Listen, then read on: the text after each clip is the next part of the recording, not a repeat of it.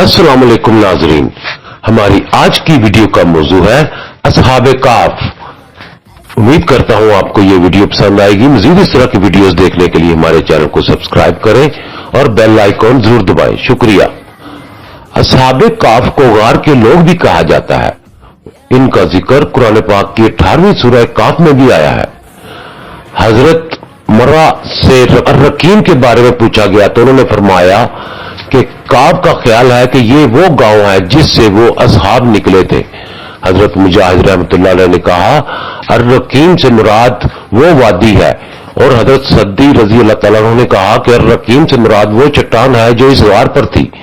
और इब्ने ज़ैद ने कहा अर-रकीम वो किताब है जिसका हुक्म अल्लाह ताला ने हम पर गालिब कर दिया, लेकिन इसके वाक़े की हमारे सामने वजाहत न की।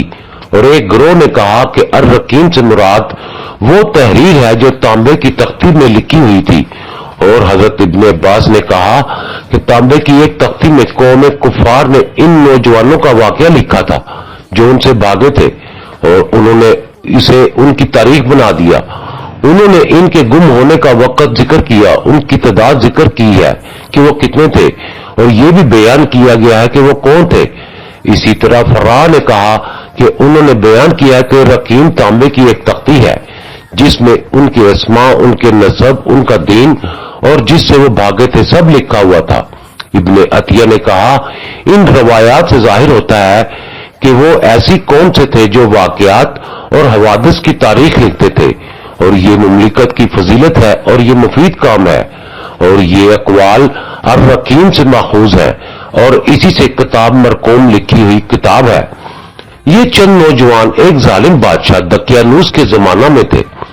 बादशाह गाली, मुतासिब और बुत परस्त था, और जबरो करा के जरिए बुत परस्ती की इशाअत करता था। इन नौजवानों ने सच्चा दीन कबूल कर लिया था। इन नौजवानों का ताल्लुक ऊंचे घरानों और अमायदीन सल्तनत से था।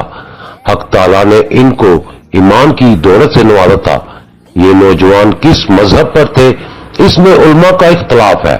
बाज का ख्याल है कि दीन मसीही पर थे, लेकिन अल्लामा इब्ने कसीर ने मुख्तलिफ कराइन से इस बात को तरजीह दी है कि असहाबे काफ का किस्सा मसीह अलैहिस्सलाम से पहले का है, मगर सही और राजे बात यह है कि ये वाकया पहली सदी ईसवी का है।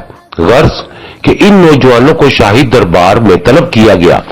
इन नौजवानों ने बेझिझक बगैर किसी खौफो वहराज के जालिम बादशाह के रूबरू अपने ईमान का ऐलान कर दिया और अपनी ईमानी जुर्रत से लोगों को हैरत ज़दा कर दिया। इरशाद रब्बानी है और हमने उनके दिल उस वक्त मजबूत कर दिए जब वो दरबार में बादशाह के रूबरू जवाबदही या दावत दीन के लिए खड़े हुए थे, तो उन्होंने अपने परवरदिगार से यूं दुआ की, ऐ हमारे परवरदिगार तू ही है जो आसमानों और जमीनों का परवरदिगार है। हम तुझको छोड़कर किसी गैर की बंदगी ना करेंगे, और अगर हम ऐसा करें तो यकीनन हम बहुत बेजा बात करने वाले होंगे। ये हमारी कौम जो माबूद हकीकी को छोड़कर दूसरे फर्जी माबूदों को इख्तियार किए हुए है, ये इनके माबूद हकीकी होने पर कोई वाज़ह दलील क्यों पेश नहीं करती। लिहाजा इससे बड़ा जालिम कोई हो ही नहीं सकता जो अल्लाह पर बहतान बांधे। नौजवानों की ये बात सुनकर बादशाह को उनकी नौजवानी पर कुछ रहम आया और कुछ दिगर मुशागिल माने हुए, और सबसे अहम बात ये कि वो मायदीन सल्तनत और बड़े घरानों के चश्मे चिराग थे, इसलिए यकलख्त इन पर हाथ डालना मसलहत के खिलाफ था। इसलिए इनको चंद रोज की मोहलत दे दी ताकि वो अपने मामला में गौर कर ले।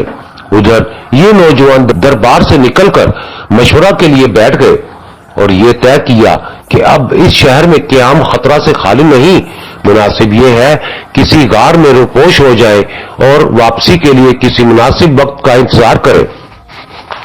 असहाबे काफ जब अपनी कौम से जुदा हुए और उन लोगों को छोड़कर बिल्कुल अलहदा हो गए तो आपस में कहने लगे کہ تم نے اپنی قوم کو چھوڑا، ان کے باطل معبودوں سے گریز کیا، اور یہ معلوم ہے کہ دوبارہ انہی میں واپس ہونے اور اپنے گھروں کو لوٹنے میں خیر نہیں ہے، کیونکہ وہ لوگ پھر اپنا دین اختیار کرنے پر مجبور کریں گے۔ لہذا اب ہمیں کسی غار میں ٹھکانہ پکڑ لینا چاہیے۔ آپس میں مشورہ سے یہ بات طے تو ہوئی، لیکن انسانی ضروریات کا سوال بھی پیش نظر تھا کہ غار میں رہیں گے تو کھانے پینے اور دیگر ضروریات کا کیا بنے گا۔ اس سوال کو حل کرنے کے لیے آپس میں یوں کہنے لگے، ہم کو اللہ تعالیٰ سے خیر کی امید رکھنی چاہیے۔ انشاءاللہ تعالیٰ ہم پر اللہ تعالیٰ کا فضل ہوگا اور وہ ہم پر اپنی رحمت پھیلا دے گا، جس مقصد خیر یعنی اللہ تعالیٰ کی طرف پوری طرح متوجہ ہونے کے لیے نکلے ہیں، اس کے لیے آسانیاں پیدا فرما دے گا۔ باہمی مشورہ سے غار میں جانا طے ہوا اور اللہ تعالیٰ سے خیر کی امید باندھ لی اور غار میں داخل ہو گئے۔ غار میں داخل ہونے کے بعد ان پر نیند کا غلبہ ہو گیا اور وہ سو گئے۔ ان آیات میں اصحاب کہف کی حالت کا بیان فرمایا ہے جو غار میں داخل ہونے کے بعد پیش آئی۔ یہ لوگ غار کے اندر ایک کشادہ جگہ میں پہنچ کر لیٹ گئے۔ اس غار کی جائے وقوع اس طرح سے تھی کہ روزانہ سورج مشرق سے نکلتا اور مغرب میں چھپ جاتا تھا، لیکن اس کی دھوپ ان پر نہیں پڑتی تھی۔ جب سورج نکل کر چڑھتا تھا اور دھوپ پھیلتی تھی تو غار کی داہنی جانب سے اس طرح ہٹی ہوئی رہ جاتی کہ اس کے دروازہ تک نہ پہنچتی تھی، اور جب سورج چھپنے لگتا تو اس وقت جو تھوڑی بہت دھوپ ہوتی ہے وہ غار کی بائیں جانب رہ جاتی تھی، یعنی اس وقت بھی دروازہ پر دھوپ نہ پڑتی تھی۔ اصحاب کہف کے اندر رہنے کی کیفیت بتا کر ارشاد فرمایا کہ یہ اللہ کی نشانیوں میں سے ہے۔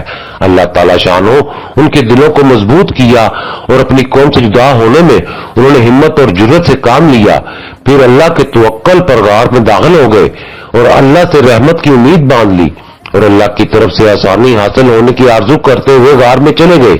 یہ سب کچھ اللہ تعالیٰ کی طرف سے ہے اور اس کی قدرت کی نشانیوں میں سے ہے۔ اس نے دل بھی پکا کیا، ہمت بھی دی، مخلوق سے کٹنے کا حوصلہ بھی دیا۔ انہوں نے اسباب ظاہرہ پر نظر نہ کی، اپنے مولائے حقیقی پر توکل کر کے غار میں داخل ہو گئے۔